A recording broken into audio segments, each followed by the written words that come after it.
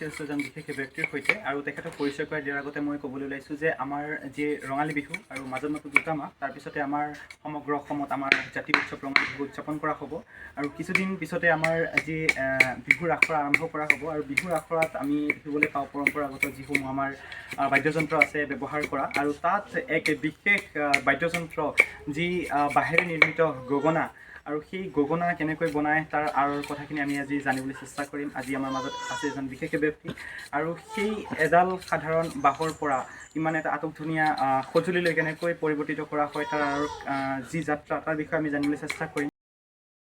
এয়া আমাৰ মাজত উপস্থিত আছে সেই যি বিশেষ ব্যক্তি বুলি কৈ আছিল। আচলতে কিয় বিশেষ ইতিমধ্যে আপোনালোকে চাগে গম পাইছে যে এডাল সাধাৰণ বাঁহৰ পৰা আগতে কৈছে এডাল সাধাৰণ বাঁহৰ পৰা এটা আটক ধুনীয়া যি আমাৰ পৰম্পৰা বাদ্যযন্ত্ৰ তাক বনাবলৈ যি পৰিশ্ৰমৰ প্ৰয়োজন বা যি তাক গভীৰভাৱে তাক নিৰীক্ষণ কৰিব লগা হয় সেয়েহে মই বিশেষ বুলি কৈছোঁ। প্ৰথমতে তেখেতৰ নামৰ পৰা আমি আৰম্ভ কৰিম।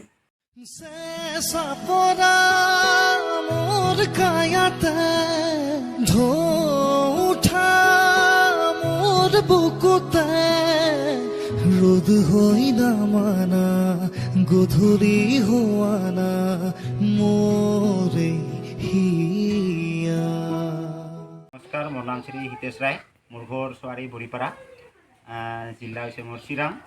হয়, ধন্যবাদ থাকিল। আৰু এতিয়া আমি জানিবলৈ চেষ্টা কৰিম যে আপুনি যিটো গগনা বনাই আছে, যিটো আমি জানো যে গগনা 2 প্ৰকাৰৰ, গতিকে আপুনি কোনটো গগনা বনাই আছে আৰু এই বনোৱা যিটো প্ৰক্ৰিয়া এডাল বাঁহৰ পৰা কেনেকৈ বনোৱা হয় তাৰ যদি কিছু কথা আমাক জনাই দিয়ে আমি নিশ্চয় আনন্দিত হ'ম। হয়, এডাল বা আচলতে সেই বাঁহডাল মোটামুটি ইয়াৰ বয়সটো হ'ব লাগিব 4 বছৰ আৰু সেই বাঁহডাল কাটি আনি কিনে আমি শুকাব লাগিব। তাৰপাছত আকৌ এইটো ছেকশ্যন কৰি কিনে এতিয়া ধৰি লওক কিছুমানে বা ঔষধ জাতীয় কিবা বস্তু দিয়ে, কিছুমান এনেই ডাইৰেক্ট শুকাই দিয়ে, কিন্তু মই আজিলৈকে তেনেকৈ দিয়া নাই। কিন্তু মই এনেকুৱা কৰি মই কাটি মানে শুকাই ৰাখিছোঁ আৰু মেক্সিমাম সেইটো শুকোৱাটো 1 বছৰ বা 6 মাহমান শুকাব লাগে। কিছুমানেতো বেছি শুকাই, মানে বেছি শুকালেতো আৰু বেছি ভাল। মই যদিওবা মই তেনেকৈ ইমান মই নুশুকাওঁ, তথাপিও মোৰ গগনাখিনি স্পষ্ট হয়। যি গগনা বনোৱাৰ প্ৰক্ৰিয়া আচলতে এবছৰ আগৰ পৰা প্ৰস্তুতি চলাব লগা হয়। গগনা এডাল আমি বাঁহ কাটি আনি তাক হঠাতে বনাব নোৱাৰোঁ, তাৰ বহুখিনি পৰিশ্ৰম জড়িত হৈ থাকে আৰু সেই জড়িত অনুসৰি আমি ইতিমধ্যে জনালে যে অসমৰ বিভিন্ন প্ৰান্তত যদি গগনাৰ প্ৰয়োজন এখেতে যোগান ধৰিব।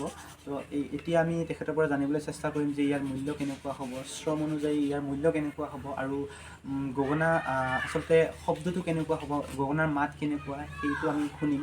যে তেখেতৰ ওচৰলৈ আহিছোঁ আৰু প্ৰথমতে আমি জানিম যে ইয়াৰ মূল্য কেনেকৈ ধৰিব বা মূল্য কেনেকৈ ৰাখিছে, যে এডাল গগনাত কিমানকৈ হ'ব বা কাকৈ ফণি যিহেতু ক'লে যে কাকৈ ফণি বনায়, টকাও বনায়, মূল্যসমূহ কেনেকুৱা হ'ব এইসমূহ আমি জানিব চেষ্টা কৰিম। হয়, আচলতে মই 2 প্ৰকাৰৰ গগনা বনাইছোঁ। এটা হৈছে নৰ্মেলি গগনা। নৰ্মেলি গগনাটো মই এতিয়া 100 টকাকৈ দি আছোঁ। এতিয়া ধৰি লওক কিছুমানে ধৰি লওক সৰহকৈ যদি লয়, কিছুমান মাৰ্কেটিঙৰ কাৰণে, কিছুমান বিক্ৰী কৰিবৰ কাৰণে, তেতিয়া সেইবিলাকৰ মানে দামটো অলপ বেলেগকৈ ধৰি দিম। আৰু যিবিলাক মানে লয় বা 3 পিচ 4 পিচ 30 পিচ 40 পিচ সেইবিলাক মানে 100 টকাকৈ ধৰিম আৰু হয়, নৰ্মেলি গগনা বুলি ক'লে নৰ্মেলি গগনাত আচলতে প্ৰকাৰটো কেনেকুৱা হ'ব? নৰ্মেলি গগনা আৰু তাৰ কিবা ভাগ আছে নেকি? নিশ্চয় আছে। নৰ্মেলি যিটো নৰ্মেলিটো মানে সকলোৱে ল'ৰা ছোৱালী মানে এইবিলাক সকলোৱে লয় আৰু সৰু ল'ৰা ছোৱালীবিলাকে। আৰু এটা আছে মানে প্ৰফেশ্যনেল, সেইটো মানে স্কেলৰ হয়। সেইটো মানে স্কেল 4টা স্কেল আছে, চি চাপ আছে, ডি চাপ আছে।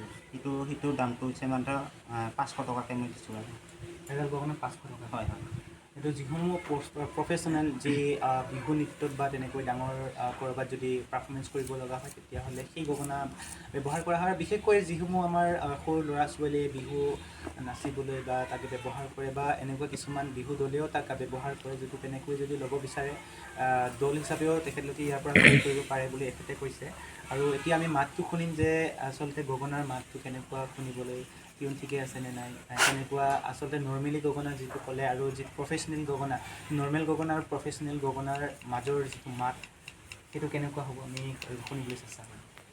হয়, এতিয়া মই নৰ্মেলিখিনি মই দেখাব পাৰিম যেনিবা, কিন্তু এতিয়ালৈকে মই প্ৰফেশ্যনেলখিনি বনা নাই, অলপ দেৰিকৈ বনাম যিহেতু টাইম আছে। আৰু প্ৰফেশ্যনেলি মই বেছিকৈ নবনাওঁ, মেক্সিমাম 50 পিচমান বনাওঁ আৰু তাৰপিছত এতিয়া নৰ্মেলখিনি বনাই আছোঁ। তাৰে 1 পিচ মানে মই মাতটো শুনাই দিছোঁ।